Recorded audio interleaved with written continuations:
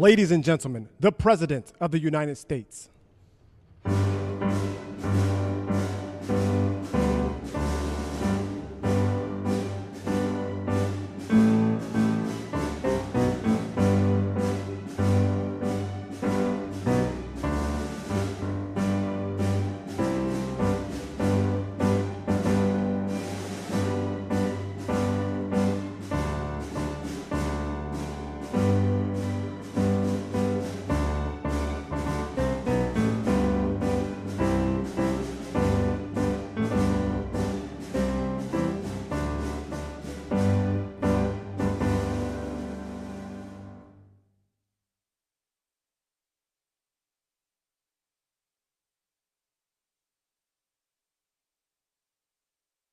We've had some exciting days in the last week, I would say, mostly good. Some of the things you're reading about in Los Angeles, thank goodness we sent out some wonderful National Guard. They've really helped, and a lot of problems they were having out there. They were afraid to do anything, and we sent out the troops, and they've done a fantastic job. So I want to thank them very much. I also want to thank you for being here as we discuss one of the most exciting parts of the One Big Beautiful Bill.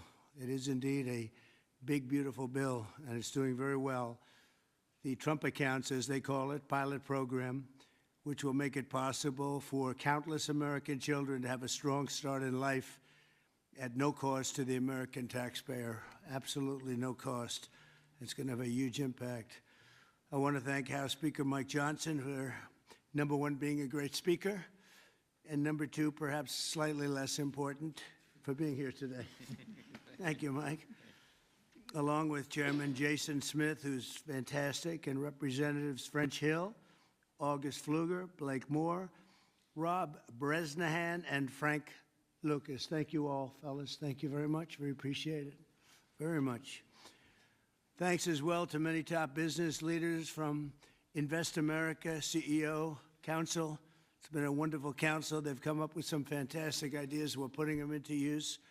They're really the greatest business minds we have today. These men and women lead large, successful companies, and they're committed to contributing millions of dollars to the Trump account. And it's really, it's going to be something incredible for children and for their employees in many cases.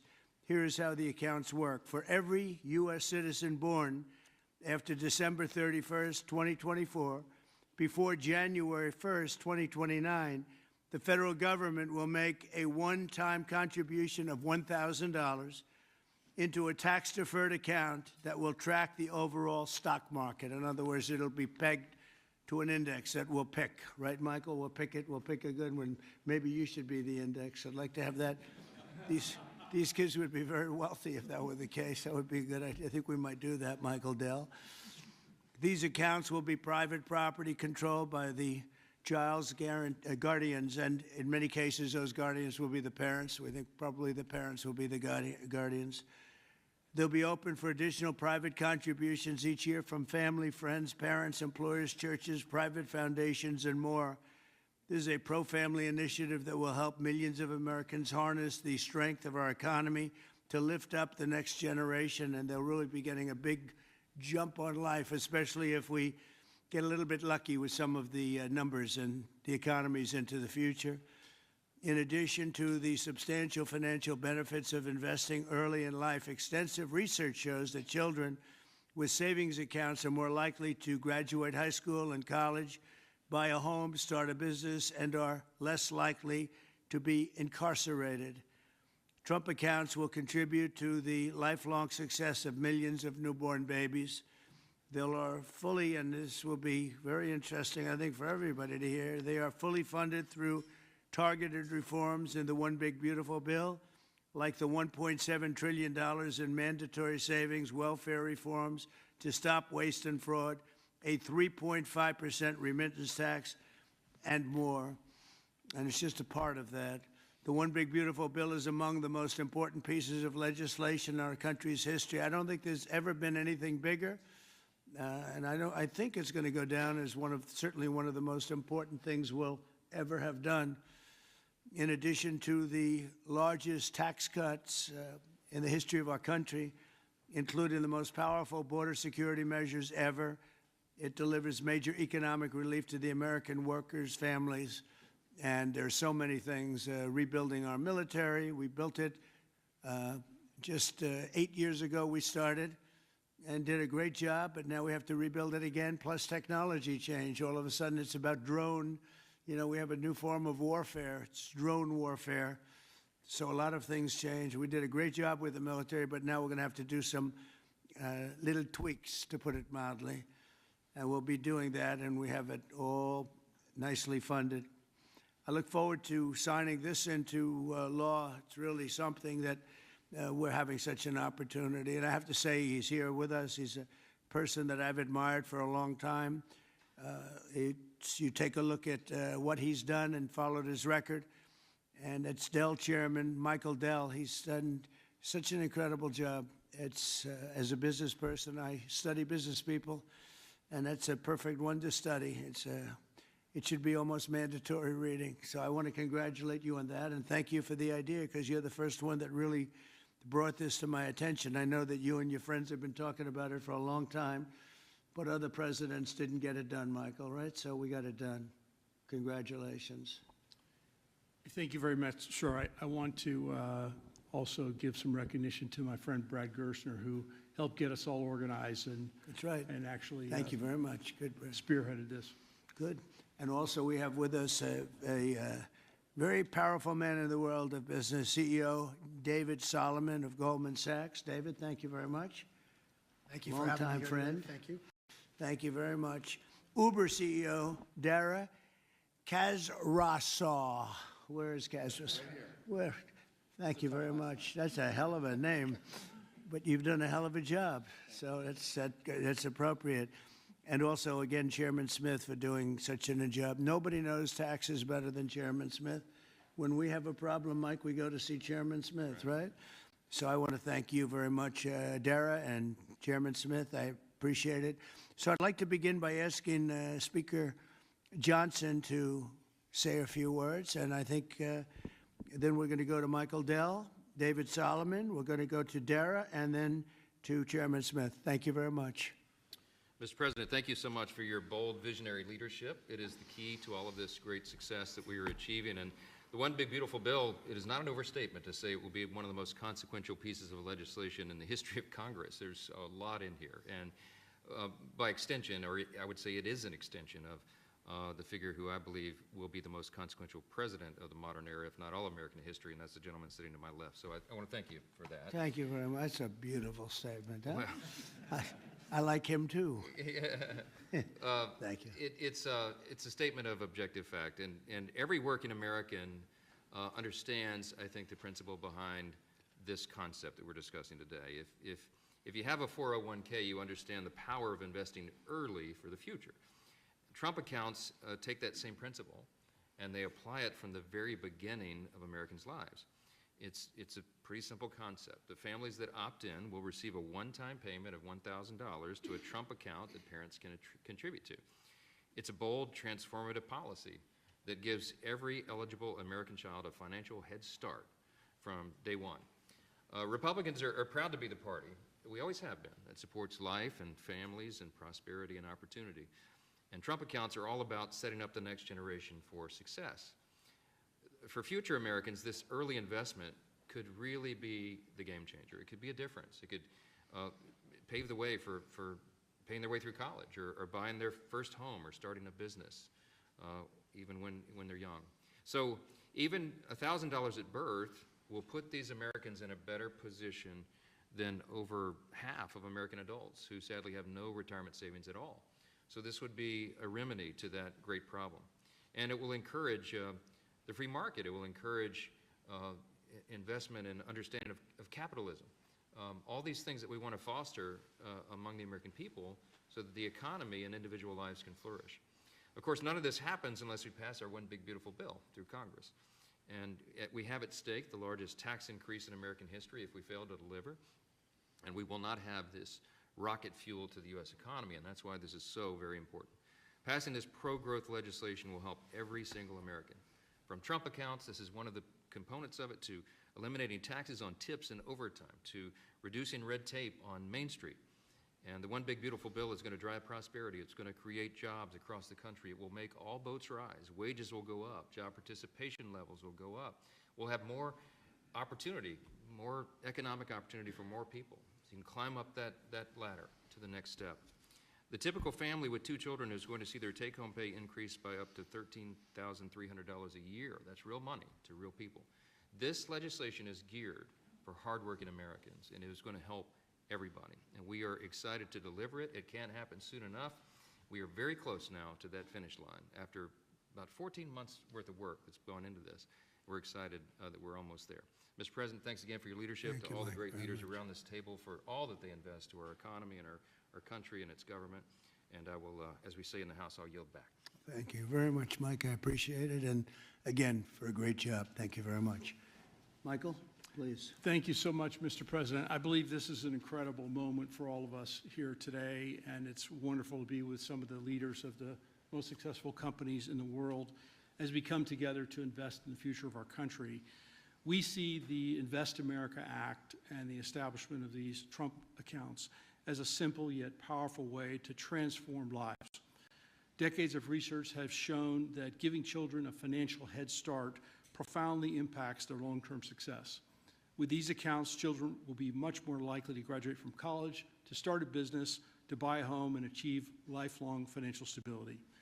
Dell Technologies is proud to be one of the very first companies to support the Invest America Act, a bill that provides every child with a $1,000 seed investment account at birth. This is a straightforward step with enduring benefits. Following your inspiring lead, Mr. President, Dell Technologies will match the government's contributions, dollar for every child born to a Dell team member. This isn't just a new benefit. This is an investment in our people, their families, our communities, and America's future. And it embodies our core belief that opportunity should begin at birth. My wife, Susan, and I, also through our family foundation, have been closely studying the Invest America Act. And assuming that it becomes law, we expect to make a very significant gift. We view this initiative as a powerful platform for philanthropic innovation aimed at helping children thrive wherever they come from, particularly those families who have been historically left behind. Mr. President, you articulated it perfectly. These Invest America accounts will give every new American child a genuine opportunity to participate in history's greatest engine of economic growth, the American economy. The funds in these accounts invested in American enterprise and innovation will grow over time into substantial nest eggs, providing support for education, home ownership, and starting families. The ability of families, friends, benefactors, and employers to match the government's generosity amplifies the life-changing potential of this initiative. Thank you, Mr. President, for your visionary leadership on this critical issue. These Invest America accounts will profoundly impact countless young Americans, ensuring they truly benefit from what Abraham Lincoln described as a right of every American, the right to rise. Thank you. Thank you very much, Michael. And we really have come a long way since you came to see me about 6 months ago with your beautiful wife. We had a nice talk. I said, that sounds pretty good. Let's think about that. And it's everybody I've spoken to about it, they can't even believe it. And because of great politicians and political leaders like we have, I think this is going to go quickly, very well and very quickly. So I appreciate it. Thank you very much. David Solomon, please. Thank you, Mr. President. I'm thrilled to be here with everyone and excited to participate in this important and timely discussion. I'd also like to acknowledge the efforts of so many in Congress on this very significant issue, and in particular the members here, and particularly the leadership of Senator Cruz and Representative Moore, who have played a big role in helping drive this forward. We also wouldn't be here today without the leadership of Brad Gerstner and Michael Dell in really having the vision, the energy, the passion, the commitment to help move this forward. So thank you both. There are many reasons why the United States has the largest and most dynamic and most innovative economy in the world. But one of the most important is the fact that our system of democratic capitalism incentivizes a culture that does not penalize people for taking risks. In fact, it incentivizes people to have a vision to go out and attract funding that's necessary to make their vision a reality. It is no mistake that many of the most important and innovative companies in the world today started in a parent's garage or on a college campus or in any one of a number of unlikely places in the United States. One of my worries is that our current and future generations of young people don't fully appreciate and aren't as educated as well as they can be on markets and capitalism. And while capitalism is not perfect, it helps fuel the American dream. This initiative gets at the core of binding those future generations to the benefits and the potential of America's great companies and markets. Early childhood investments have far-reaching benefits, and Goldman Sachs is proud to support this initiative. This is an exciting opportunity for public-private partnership and for both communities and companies to invest in young people, the future of America. Once we see the Invest in America Act signed into law, Goldman Sachs would be excited to further support this Invest in America initiative. We believe passionately in our capital markets. They are an enormous competitive strength for the United States, and we know that our economy's future vitality is dependent on young people understanding the power of investing for the long term and sharing in the benefits of ideas that bring value to the lives of people around the world. Thank you, Mr. President, for helping drive this forward, and I look forward to continued partnership on this effort. Thank you very much, David. Dara, please. Thank you. Good afternoon, everyone. Thank you, Mr. President, for hosting us here today. It's an incredible honor to be here in a place that symbolizes the very opportunity that has defined my life. Thank you, Brad. Thank you, Michael, for your vision. We all strive to build something that lasts, and the Invest in America Act is a legacy that is going to last for generations. President Trump, thank you for your leadership. Your support is going to turn this powerful idea into a powerful reality for millions of young Americans. Now, I was 9 years old when I came to this country. My family arrived in America having fled the Iranian Revolution. We had lost everything that we had built. But we gained something far more valuable here. We gained a chance to rebuild again. We had a close-knit family, we had access to world-class education, and we had the one thing that fuels every American dream, and that's hope.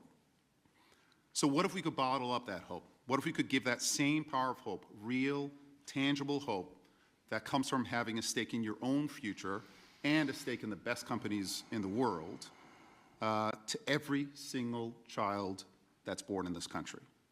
That's the promise of the Invest America Act. It's not just an account, it's a launch pad. It puts the unstoppable engine of compounding to work for our kids, building a future for them from day one. This mission is personal to me, and it's core to us at Uber. Every day we see people using our platform to create opportunities for themselves, to save for a home, to pay for tuition, to build their own American dream one trip at a time. And that's why Uber is so proud to support this bill, which also includes benefits for millions of Uber drivers and couriers in the form of no tax on tips. Mr. President, our earners are grateful for your support. Thank you very much. Right? What a great job. You know, when you think we're doing a lot of work on Iran right now, and yes. I see that what you just said, you came here and Absolutely. They took it all away from you, and you started, and you've become one of the biggest anywhere in the world. What a great story that is. Thank you very much, Mr. Congratulations. President. And we wish you all the success there. Thank you very much. We'll need it. We're going to need it for that. That's it. They're tough negotiators. They're great negotiators. Yes. Among the best. Look at you. Thank you very much. Thank you. Appreciate it, Dara. Jason, please. Thank you, Mr. President. I want to first start off by thanking you for your leadership, your vision, your commitment to workers and families throughout this country. The One Big Beautiful Bill would not have been possible without you.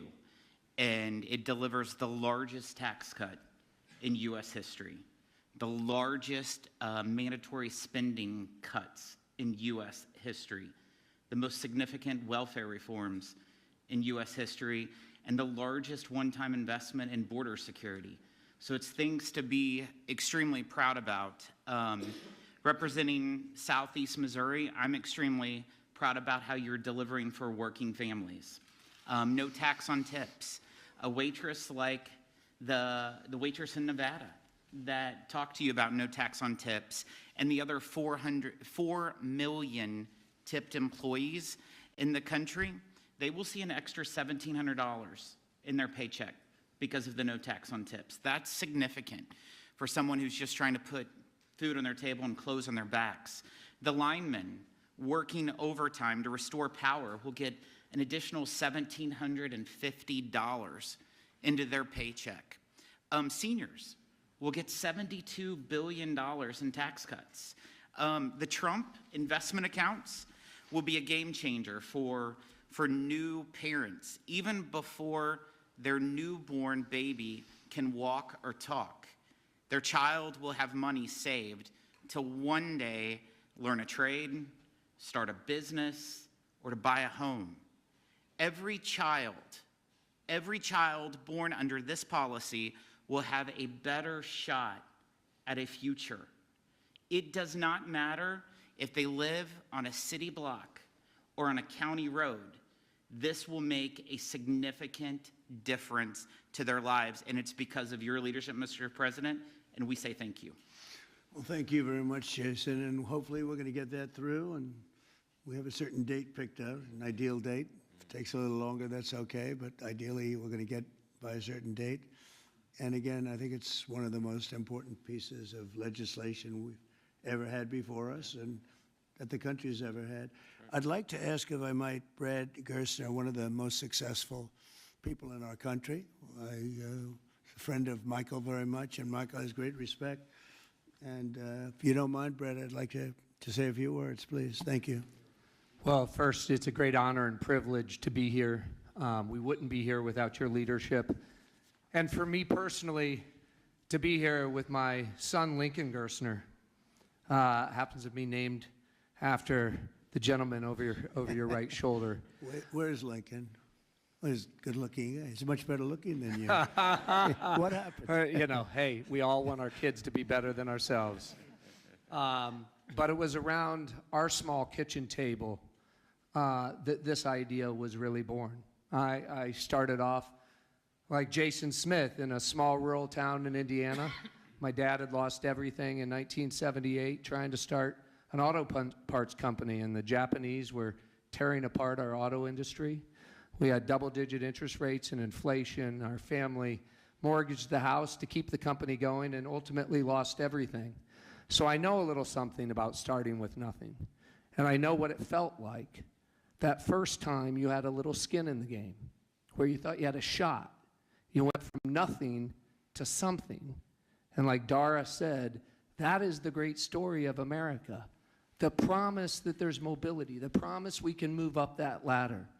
But today, we've moved to a society of dependency, right? I saw somebody answer the White House's tweet on this today by saying the answer to socialism is more capitalism. This is more capitalism. Yeah. This is aligning every child in America with the upside of free markets and the benefits. And that is your Main Street agenda, Mr. President. No tax on tips, that doesn't help rich folks. That helps the people who feel left out and left behind. No tax on overtime, no tax or deduction on Social Security, and the Trump accounts, right, that everybody in this room are here and we've been working so hard on, but would never come to fruition without your leadership. Those will change the game forever. It makes America an ownership society again, because all of those kids will see the benefit of compounding. If you start with $1,000 and $750 is added a year by parents, grandparents, by churches, by the companies in this room who will all contribute to the accounts of the kids of their employees, by the great philanthropists in America. I think $750 is a low estimate per year. I think so. But if you do that, by age 18, Mr. President, these are worth $50,000. By age 30, they're worth $175,000. And if you do it every year of your life, at age 50, they're worth $1 million. You are giving the shot for every American to feel like they're in the game again, part of America with that economic mobility, that dream that led Michael Dell to start Dell Computer in his dorm room, Dara to feel like he had a shot after coming here from Iran, and a couple poor kids from Missouri and Indiana to make it to where we are today. So thank you for your leadership. This would not happen without the reconciliation bill and the work of the many in this room, but spearheaded by the Speaker and Jason Smith, the big, beautiful bill. This is the vehicle to get the Invest America Act passed. So thank you, sir. Well, thank you very much, Brad. Great job. And nobody knew I was going to call you. He might have done the best job of the group. You've got to think about that, Mike. Good recommendation, Michael.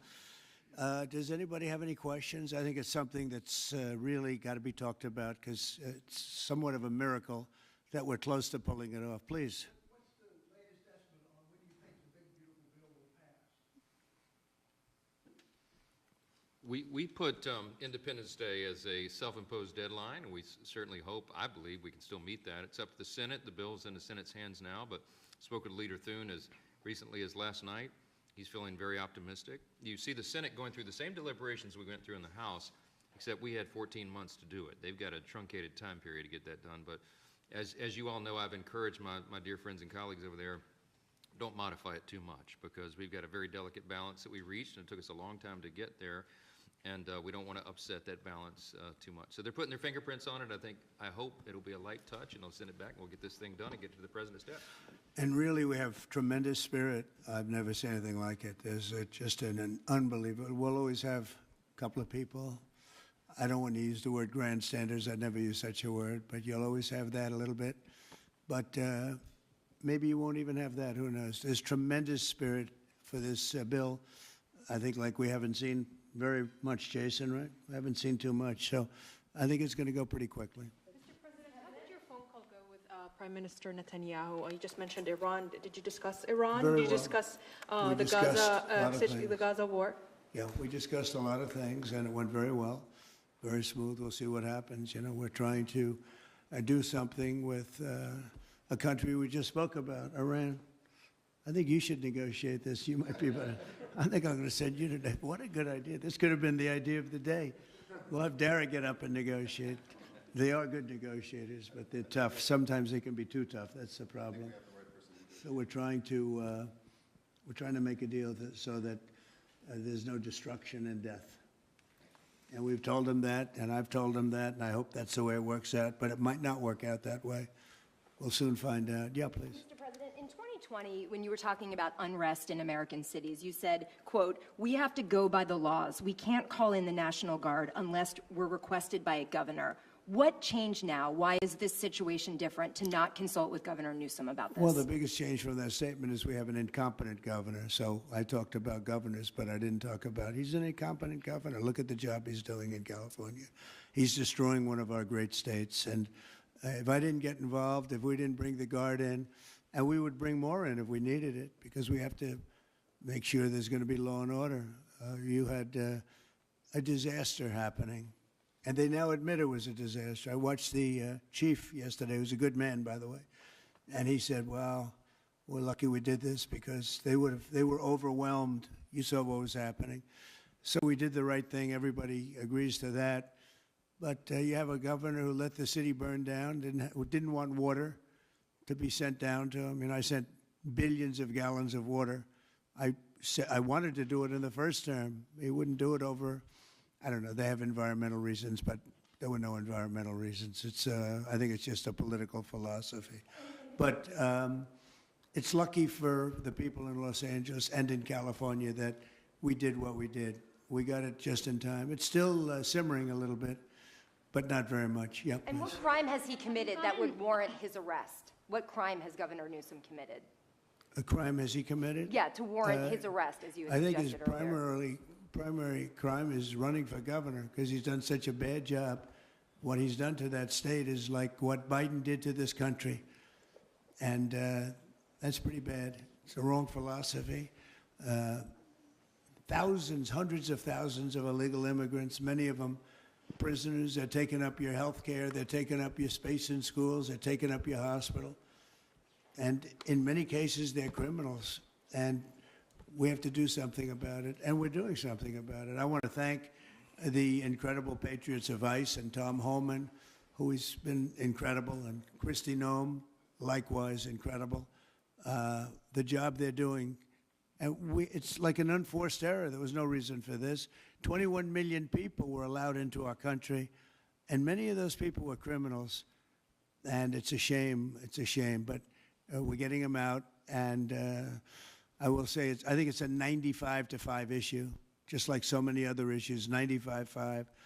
And the Democrats lost an election in a landslide because they're on the wrong side of the issues. I mean, it's not even conceivable that somebody would do the kind of things that he did. And then, you talk about projects. They want to build a train going from San Francisco to L.A., and it's costing hundreds of billions of dollars more than they thought it was going to cost. It's not even believable. To Brad and to people sitting here, would you believe that a train, it was going to cost X dollars and it might be 100 times X? Would have paid for this for about 50 million American children. You're right. 50 million American children instead of a 3-mile train track that never got built. We could have put Lincoln in charge with no experience. He would have done a good job. I guarantee you that. All right, please, Peter. Mr. President, have you gotten an update from your negotiating? Thank you, President Trump. So it seems like Gavin Newsom likes the attention that he's getting right now from you. I do. Yeah, I think it seems like he does. If you look at recent history, somebody who was running for president, you, who got arrested and had a mugshot, you could make the argument that politically that wound up helping you. Are you worried at all at this moment that talking about him getting arrested could be helpful to his political prospects? Because a lot of people think he wants to be sitting right where you are. Well, in my case, it was a witch hunt, and everybody knew it. And I was able to explain that during the process. Otherwise, I wouldn't be sitting here right now. And it was a total witch hunt. It's proven to be a witch hunt, and you see what's happened. In his case, it really is very obvious. You look at what's happened between the fires, I could name 10 things right now. We talk about the trains. We talk about all of the costs in California. You talk about all of the people that are flowing in, destroying life for everyone else. So no, I don't think it's going to help him. I think it's actually very bad for him. And right around the time that we were walking in here, the governor and the state attorney general said that they're going to sue you for sending the National Guard in. They're saying there's no invasion, there's no rebellion. The president is trying to manufacture chaos and crisis on the ground for his own political ends. Federalizing the California National Guard is an abuse of the president's authority under law. Well, it's interesting. You watched the same clips as I did. Cars burning all over the place, people rioting. And by the way, we stopped it. We were able to make it much better, but it still looked pretty bad. And in watching clips last night, people were saying, this is really a big problem. And until we went in, if we didn't do the job, that place would be burning down just like the houses burned down. They were in big trouble last night, Peter. You know it. And the night before, and the night before that. And I feel we had no choice. I don't want to see happen what happened so many times in this country. I watched Minneapolis burn. Look at what happened in so many different parts of California. You take a look at what happened in San Diego. There's so many different places where we let it burn. We want to be politically correct. We wanted to be nice. We want to be nice to the criminal. And what you're doing is destroying the fabric of our life in this country. No, we did the right thing. We've been given credit by people that I would least suspect. Why I would say that some of the people that came in and said, thank goodness, they said, some of them, thank God that Trump got involved. And I'm very happy I got involved. And I think Gavin, in his own way, is probably happy I got involved. Yeah, go ahead, Peter. What do you make of the fact that he says, you want a civil war on the streets of America? No, it's just the opposite. I don't want a civil war. A civil war would happen if you left it to people like him. And I liked him. I always got along with him. Never had a problem with him. But he's grossly incompetent. Okay. London. Have you gotten an update from your team in London negotiating? What? Louder. Have you gotten an update from your team in London negotiating the China trade talks? We are doing well with China. China's not easy, just like your home country is not easy there. I think we're doing very well. They're over there now. I'm only getting good reports. It's a little early, but they'll be calling in soon. In fact, probably when I get back, I'll have my first call from them. We want to open up China. And if we don't open up China, maybe we won't do anything, but we want to open up China. It'll be a great thing for China, a great thing for the rest of the world. Are you willing to lift export controls when it comes to China? Did you give your negotiators any sort of limitations? We're going to see. Look, China has been ripping off the United States for many years. Nobody charged them 10 cents. No president had the courage to charge China for whatever reason. They didn't want to do it. I took in hundreds of billions of dollars. I put on tariffs on China when I got in first term, and we took in hundreds of billions of dollars. And then I did it again, but I did it for a lot of others. If you look at the stats, the deficit last month was cut in half. Everybody was shocked. I wasn't shocked. I think a lot of the people at this table weren't, because they saw the billions of dollars that were pouring in, and the tariffs hadn't even started yet, just about. They were in cars. They were in some countries at a very minor level. And we cut the deficit in half, and it was a big story a couple of days ago. They said, I don't believe, one of the announcers on a business network went wild, said, I can't believe these numbers. Those numbers are good. The numbers are going to be very good. I think we're going to have a great 4 years. You know, we had the greatest economy in history during my 4 years. I think this one's going to blow it away. Yeah. Mr. President, Go ahead, do you have a message for Greta Thunberg, and did she come up on your call with the Prime Minister today? Well, she's a strange person. She's a young, angry person. I don't know if it's real anger. It's hard to believe, actually, but I saw what happened. She's certainly different. Anger management. I think she has to go to an anger management class. Do you That's think she was primary recommendation for Was her. she kidnapped by Israel, as she says? Was she kidnapped? I find it. I think Israel has enough problems without kidnapping Greta Thunberg.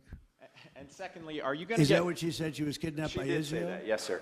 Are you going to get rid of the Tesla and the Starlink service that you have here at the White House? No, I haven't heard that. I mean, I may move the Tesla around a little bit, but I don't think we'll be doing that with Starlink. It's a good service. Where are you going to move it to? Move it around, what do you mean? I have a lot of locations. Actually, about the Tesla. I had so many locations that I don't know what to do with them all. About the Tesla, did you ever see Elon Musk get physical with the Treasury Secretary? No, I didn't. And I tried to They ask. did have an argument, but I didn't see it. I didn't see a lot of physicality there. And there was this New York Times report that he did not want to talk about, Elon Musk, that alleged that he, towards the end of his time in the White House, was blurring the lines between recreational use of drugs and medicinal. Do you think he ever had drugs here at the White House? I really don't know. I don't think so. I hope not. Look, I wish him well. You understand. We had a good relationship, and I just wish him well. Very well, actually. Yeah. About aid in Gaza, you mentioned now the flotilla. Do you have a response at all about Israel intercepting this boat? And can you give us an update on what's happening to the entry of aid into Gaza right now? We've had people being shot by Israeli forces who are trying to get aid from the Gaza Humanitarian Foundation. Yes. Gaza right now is in the midst of a massive negotiation between us and Hamas and Israel, and Iran actually is involved. And we'll see what's going to happen with Gaza. We want to get the hostages back. That's all I can tell you. Yeah, please, in the back. I can go back to California briefly. You had said yesterday when asked by reporters that it was not an insurrection taking place, but then on Truth Social a bit later, you had said they were insurrectionists. After what you've seen now... You're talking about in L.A.? Yes, sir, in L.A.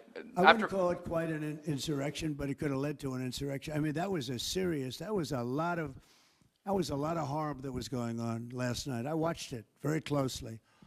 And it was amazing that the job that the National Guard did. And by the way, the police were working very hard also. But, you know, the police are given instructions to be politically correct. I said, no, you don't have to be politically correct. You have to do the job. And on Elon Musk, do you plan to speak to him on the phone anytime soon? I know some... Which one? On Elon Musk, do you plan to speak to him on the phone anytime soon? I haven't really thought about it, actually. I would imagine he wants to speak to me. I would think that. If I were him, I'd want to speak to me. And maybe he was already called. You'd have to ask him whether or not he's already called. But I'd have no problem with it. If he calls you, you pick up and speak to him? Well, I don't want to say that, but I would imagine he'd want to talk to me. You were supposed to get a Yeah, please. You were supposed to get a counter proposal from Iran today Have you gotten that proposal, and what We is have the a main meeting on impediment? Thursday. We have a meeting with Iran on Thursday, so we're going to wait till Thursday. And what's for the that main proposal. impediment to getting a deal? Well, they're just asking for things that you can't do. They don't want to give up what they have to give up. You know what that is. They seek enrichment. We can't have enrichment. We want just the opposite. And so far, they're not there. I hate to say that because the alternative is a very, very dire one, but they're not there. They have given us their thoughts on the deal, and I said, you know, it's just not acceptable. This is the main topic for Prime Minister Netanyahu today when you spoke? I would say, yeah. I don't know what else. I can talk about the weather.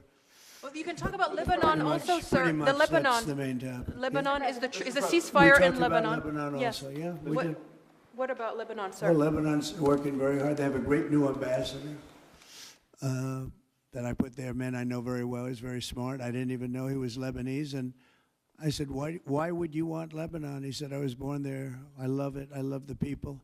I said, you know, it's very dangerous going to Lebanon. There are some ambassadorships that are wonderful. There are some that are dangerous. I said, Michel, his name is. It's a he, Michel, very elegant man. And I said, why would you want this? And he said, because I love my country and I love those people. I said, it's very dangerous. He goes, I don't care. This is not a man that lived on danger. He's a very successful man from here. And he wanted to be the ambassador despite probably a very dangerous situation he's going into. You see what's going on. But I had great respect for that. He loves that country. He loves it. He was born there. He loves the country. Yeah. Mr. President, you've Please. got a big, beautiful parade coming up on Saturday. We do. What's your biggest expectations for that? And I've got a second question in Okay. regards to Gavin Newsom. Go ahead and talk about the big, beautiful parade. It's such a, thank you, Brian. It's such a, I think, important moment for this country.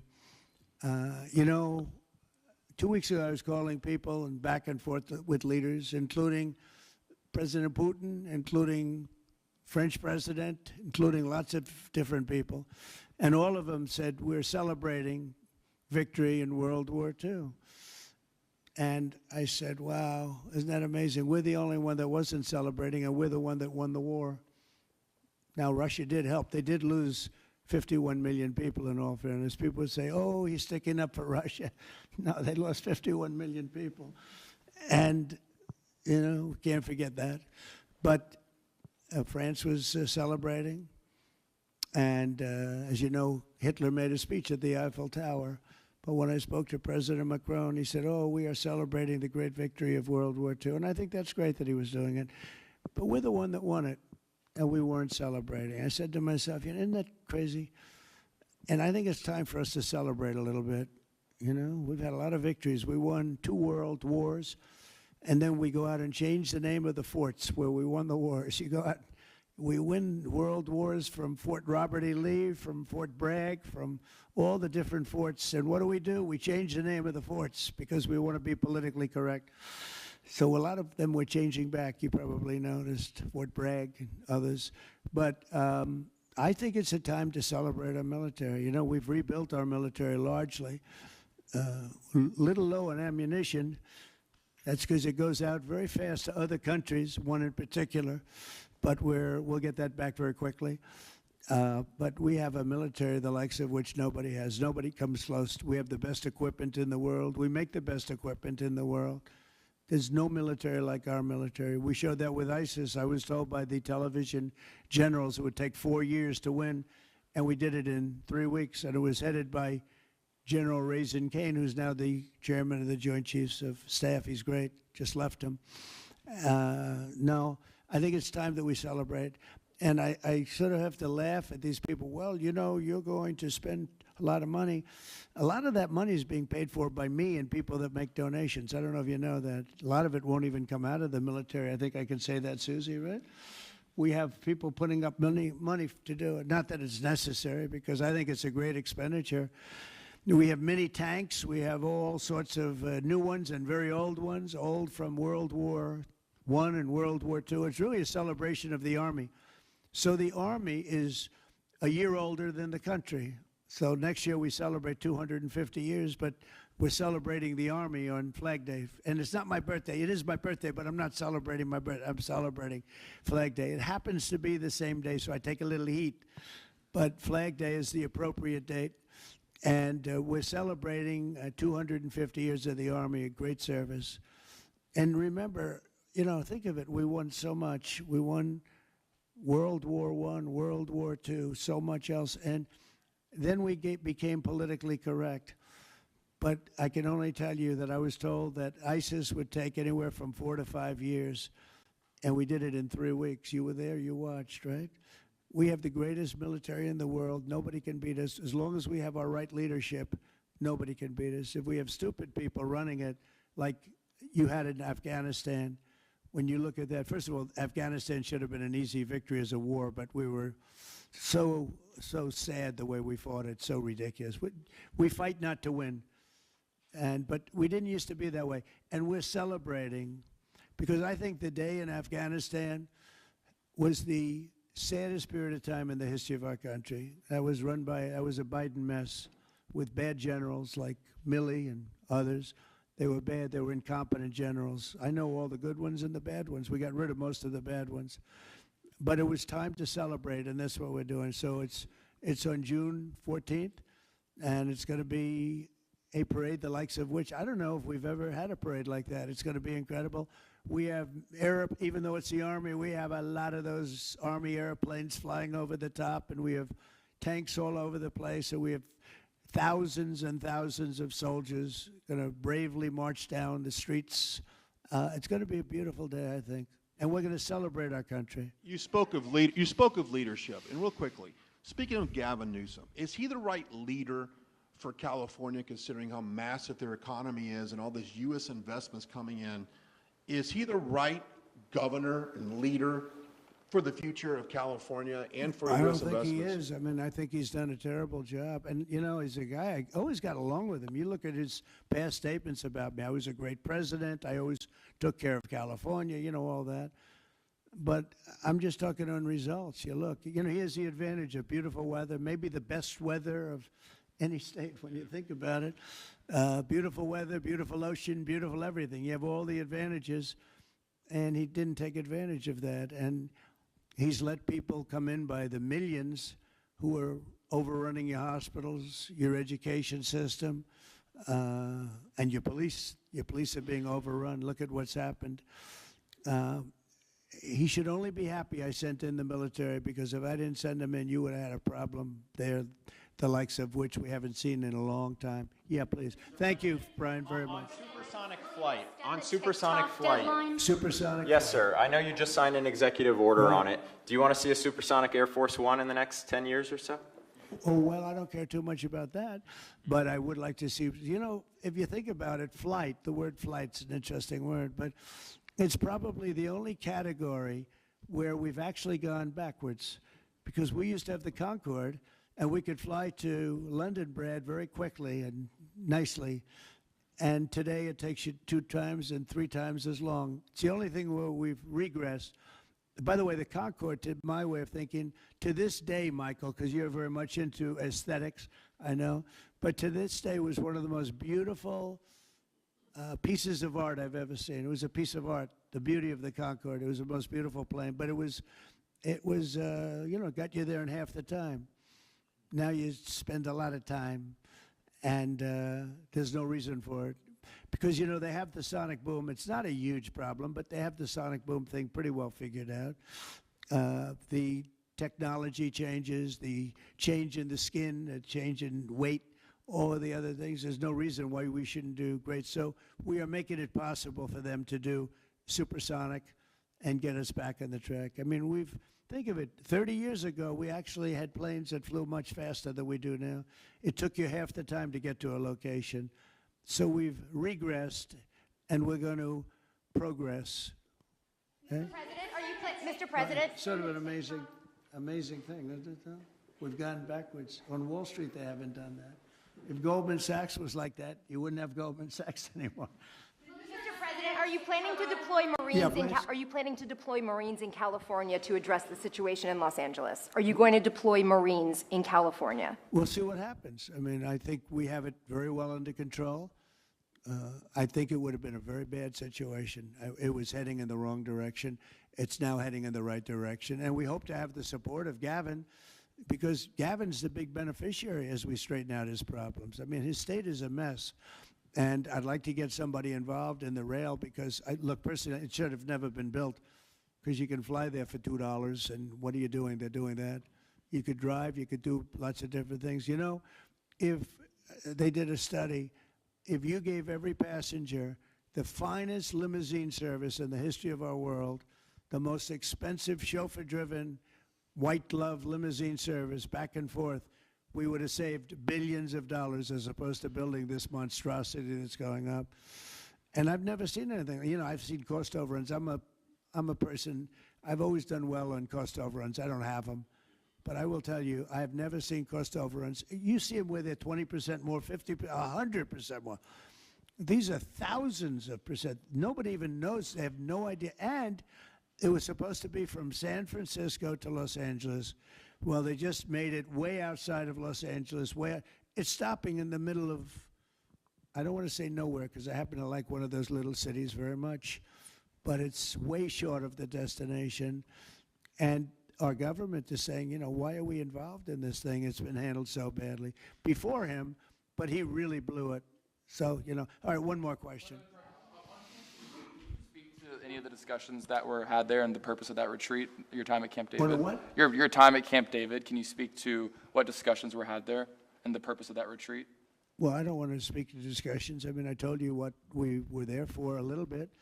We had discussions on many topics. We had a group of people, a large group of people, including generals and admirals and lots of others.